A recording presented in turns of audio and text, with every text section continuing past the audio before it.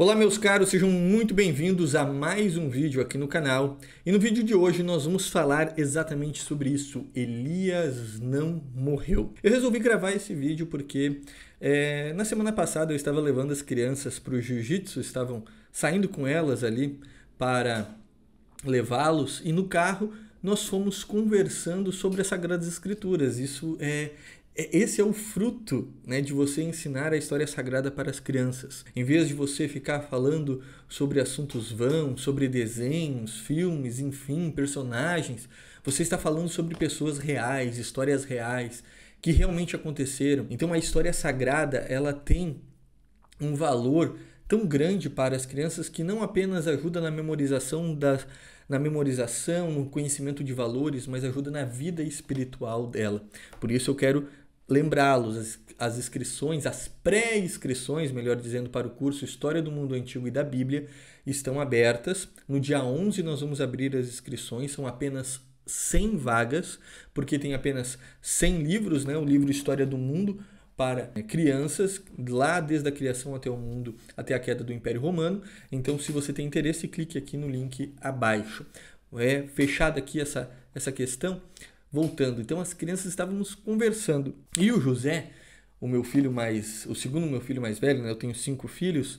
O José, ele gosta muito de Santo Elias, gosta muito de Elias, e ele veio conversando. Nossa, Elias, ele é incrível, ele fez pegar fogo lá naquele sacrifício. Os sacerdotes de Baal não conseguiram, mas Elias conseguiu. Ele é Deus. Assim, ele deu essa expressão, né? E aí a minha filha mais velha, a Celina, disse: não, ele não é Deus. Ele é um profeta, um homem muito santo, mas ele não pode ser Deus. E aí a gente começou a conversar sobre Santo Elias, conversar sobre todos os milagres que ele fez. Comecei a comentar a grandeza de Elias quando ele estava na caverna e Deus apareceu para ele, e aí Deus se manifestou em uma brisa suave, e não foi no terremoto, não foi no fogo, não foi na tempestade com os raios, né? Não foi com o vento, foi com uma brisa bem leve, suave. E aí eu expliquei para eles: olha, quando a gente vai rezar, quando a gente vai sentar para fazer a nossa oração, nós não podemos ficar pulando, nós não podemos ficar correndo, porque Deus não se manifesta no meio desse turbilhão, dessa loucura, dessa correria, quando a gente está agitado. Deus se manifesta quando nós estamos calmos, da mesma forma que ele se manifestou com uma brisa suave e leve para Elias. E aí a gente foi conversando nesse caminho, e aí eu soltei, né? E vocês sabiam que Elias está vivo até hoje? E eles: meu Deus, como assim? Elias está vivo até hoje? Sim, Elias está vivo até hoje. Vocês não lembram que eu expliquei já isso para vocês?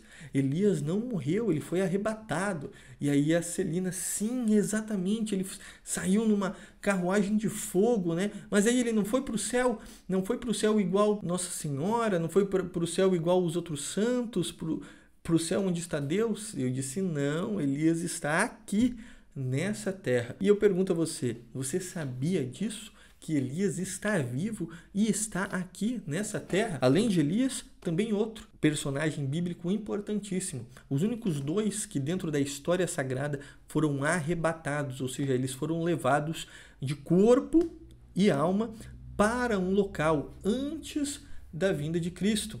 Então eles não morreram. Os 2 que não morreram foram Elias e Enoque. E onde eles estão? Segundo os santos padres, Elias e Enoque, né, os padres da igreja, eles retornarão quando ocorrer o tempo necessário, e no fim dos tempos eles voltarão para pregar para os judeus que não se converteram. São as 2 últimas testemunhas que São João coloca lá no livro de Apocalipse. E essas 2 testemunhas, segundo os santos padres, é Elias e Enoque, porque eles não morreram. Mas ficou-se a pergunta: para onde eles foram? E aqui eu quero ler um trecho da Suma Teológica de São Tomás de Aquino, que ele coloca aqui, prima terceira, questão 49. Ele diz o seguinte, abre aspas: Elias foi arrebatado para o céu aéreo, não porém para o céu ímpio de fogo, que é a mansão dos santos. De modo semelhante, foi Enoque arrebatado ao paraíso terrestre, onde se crê que ele viverá com Elias até a vinda do anticristo. Olha só que interessante. Então, Elias e Enoque, eles estão lá. Muitos, às vezes, acham que seria o Moisés. Porém, nós sabemos, lá na carta de São Judas, que Moisés morreu. Inclusive, o demônio brigou pelo corpo de Moisés, né, para tentar pegar o corpo, e esse corpo foi escondido. Então Moisés, ele morreu. Agora Elias e Enoque não morreram. Mas o que seria então esse céu aéreo? O Dom Estevão Bittencourt, um bispo muito importante aqui na história do catolicismo no Brasil, ele escreveu o seguinte: o céu significa o paraíso de Adão e Eva, né, o céu aéreo de São Tomás, que foi sequestrado pelo Senhor para um lugar qualquer da atmosfera terrestre.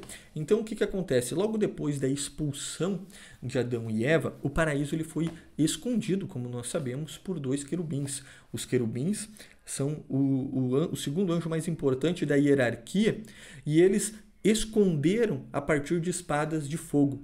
E provavelmente por conta do dilúvio, esse paraíso ele foi levantado e foi ocultado por Deus em algum lugar da atmosfera, ou seja, ele está aqui presente nessa terra. Então Elias e Enoque, eles não morreram. Até hoje eles estão aqui vivos e presentes, e retornarão no fim dos tempos, assim que ocorrer a apresentação do anticristo. Serão martirizados os dois, segundo o próprio texto que está descrito em Apocalipse. Eles serão martirizados e aí sim entrarão nos céus. E aí, a partir do martírio deles, das duas grandes testemunhas, os últimos mártires que derramaram seu sangue, nosso Senhor vai derrubar o anticristo. Então, nós temos aqui até, inclusive, uma visão muito clara de quando vai ser o fim dos tempos. Quando Elias e Enoque retornarem para pregar para a conversão dos judeus. É isso que eu queria trabalhar aqui no vídeo de hoje, meus caros. Espero que vocês gostem e não quero deixar de fazer esse pedido. Curtam o vídeo, compartilhem esse vídeo com as pessoas que vocês conheçam e deixem um like aqui também para a gente continuar aí tendo cada vez mais alcance, produzindo cada vez mais conteúdos melhores para vocês. Conto com a ajuda de vocês. Deus abençoe.